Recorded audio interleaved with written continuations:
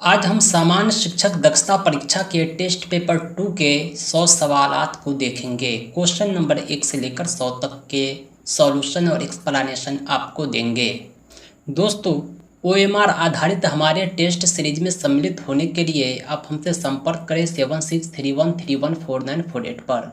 Call WhatsApp करके आप सम्मिलित हो सकते हैं। प्रत्येक शाम 2:30 से 4:30 OMR शीट पर 100 प्रश्न आपको खुद से सॉल्व करने हैं और मेरे व्हाट्सएप पर भेजने हैं। पहला क्वेश्चन है, निम्नलिखित में से कौन सी पश्चिमी हिंदी की बोली नहीं है? बुंदेली, ब्रजभाषा, कन्नौजी, ये सब पश्चिमी हिंदी की बोली है। बघेली पश्चिमी हिंदी की बोली नहीं है। नेक्स्ट क्वेश्चन है दूसरा, तालाब स, मूर्धर स, दंती स, ह, ये सब कौन से व्यंजन कहलाते हैं? व्यंजन कई प्रकार के होते हैं, लेकिन तालाब स, मूर्धन स, दंती स, ह को संघर्षी व्यंजन कहते हैं। नेक्स्ट क्वेश्चन है, क्रोध किस रस का अस्थायी भाव है? क्रोध का मतलब होता है गुस्सा। यह जो होता है रौद्र रस का अस्थायी भाव होता है। जहाँ उपमेय अनेक उपमानों की शंका होती है, यह कौन सा अलंकार होता है? अलंकार कई प्रकार के होते हैं, लेकिन संदेह अलंकार में उपमेय में अनेकों उपमानों की शंका होती है। शंका संदेह एक ही होता है। आप याद इस तरह भी कर सकते हैं। नेक्स्ट क्वेश्चन है, रामधारी सिंह दिनकर को भारतीय ज्ञानपीठ पुरस्कार कब प्राप्त हुआ? रामधारी सिंह दिनकर को ज्ञानपीठ पुरस्कार जो है उसकी रचना उर्वशी पर दिया गया था। जन्म बाधा की पात्र गुड़िया किससे पत्र लिखती है? जन्म बाधा आपके पाठ्य पुस्तक का पाठ है। इसकी एक पात्र है गुड़िया या प्रधानमंत्री को पत्र लिखती है।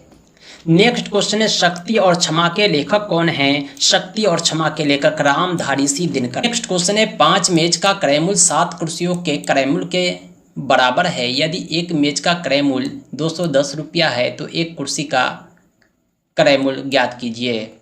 यानी 5 मेज जो है बराबर है किसके? 7 कुर्सी के, चेयर के। तो एक कुर्सी का क्रय मूल्य हो जाएगा 5 मेज बटा 7।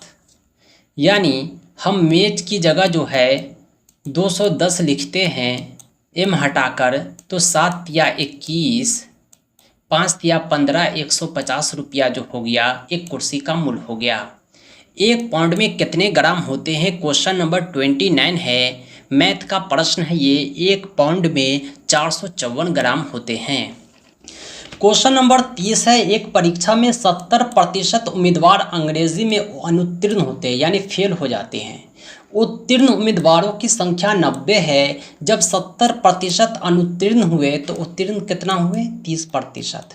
ये 30% बराबर है कितने के? 90 के। तो परीक्षा में उम्मीदवारों की संख्या यानी 100% का वैल्यू निकालना है।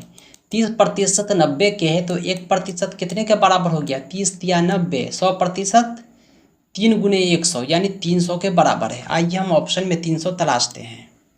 सही जवाब हो जाएगा ऑप्शन बी। नेक्स्ट क्वेश्चन है, अंश तथा हर का संबंध होता है। अंश तथा हर का संबंध परिमेय संख्या से होता है।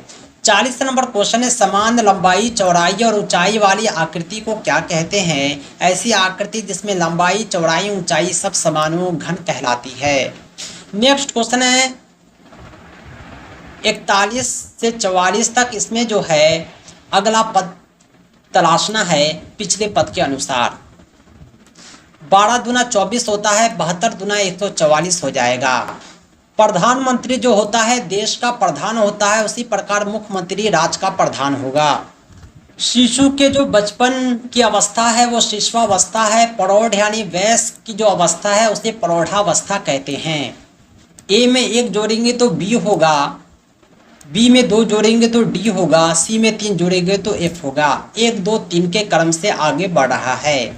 इसी प्रकार एल में 1 जोड़ेंगे तो एम होगा, एम में 2 जोड़ेंगे तो ओ होगा और एन में 3 जोड़ेंगे तो क्यू होगा। M O Q. सही जवाब ऑप्शन डी है। नेक्स्ट क्वेश्चन है, अम्लीय वर्षा शब्द किसने गढ़ा? अम्लीय वर्षा शब्द गढ़ने वाले हैं रॉबर्ट एंगस स्मिथ। चिपको आंदोलन को बचाने के लिए शुरू किया गया था। चिपको आंदोलन किसको बचाने के लिए शुरू किया गया था? तो वन को। नेक्स्ट क्वेश्चन है 67, मादा एनोफ्लीज मच्छर के काटने से कौन सी बीमारी होती है? मलेरिया। एक निश्चित निवास स्थान में पाई जाने वाली सभी विभिन्न प्रकार की जीवित चीजों सहित विविधता के प्रकार को क्या कहते हैं? एक निश्चित आवास स्थान यानी मैदान में, पहाड़ी इलाके में, पानी के अंदर जो जीवों के बीच विविधता पाई जाती है उसे बोलचाल की भाषा में प्रजाति विविधता कहते हैं। क्वेश्चन नंबर 78 है, किस दिन हमारा संविधान लागू हुआ? 26 जनवरी 1950 को। भारतीय संविधान की प्रस्तावना में किस क्रांति का प्रभाव नहीं झलकता है? भारतीय संविधान की जो प्रस्तावना है उसमें फ्रांसीसी क्रांति, अमेरिकी क्रांति, बोल्शेविक क्रांति का प्रभाव झलकता है, लेकिन चीनी क्रांति का नहीं। भारतीय संविधान जो लिखा गया था। नेक्स्ट क्वेश्चन है, नीता ने सभी बच्चों को एक अनुच्छेद दिया जिसमें प्रत्येक 5वें शब्द की जगह रिक्त स्थान था जिसे बच्चों को भरना था। नीता ने किसका प्रयोग किया?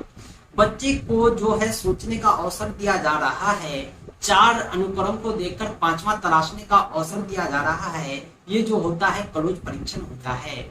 बच्चों में और के माध्यम से लेखन कौशल का विकास किया जा सकता है रेखांकन और चित्रांकन द्वारा। नेक्स्ट क्वेश्चन है, पठित अंश पर प्रश्नों का निर्माण करवाने से बच्चों की पढ़कर समझने की योग्यता का आकलन होता है। सही जवाब है ऑप्शन सी।